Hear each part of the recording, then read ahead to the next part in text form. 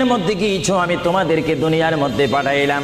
পাঠাইবার পরে আমি জানি তোমরা অনেক অন্যায় পথে যাবে, অনেক কাজ করবে, যে কাজগুলোর মধ্যে তোমাদের গুনাহ হয়ে যাবে। বান্দা, তোমরা গুনাহ করবে তাও আমি ভালো মতো জানি, তোমরা পাপ করবে তাও আমি ভালো মতো জানি।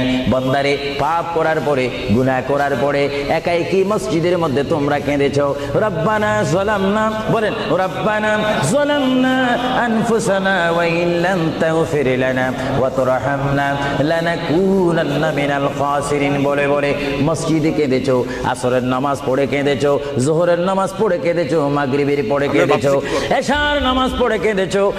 বান্দা, নামাজের মুসল্লা যখন বসে যাও, আমি আল্লাহকে তোমরা বারবার বলো, আল্লাহ গো আমার গুনাহ মাফ করে দাও। তারপরও আমি তোমাদের গুনাহ মাফ করে নেই। তারপরও তোমরা নিশি রাত্রে, মানুষ যখন ঘুমে যায়, তোমার বিবি যখন ঘুম যায়, তোমার ছেলে যখন ঘুম যায়, তুমি নিশি রাত্রে ঠান্ডা পানি দিয়ে ওযু বানিয়ে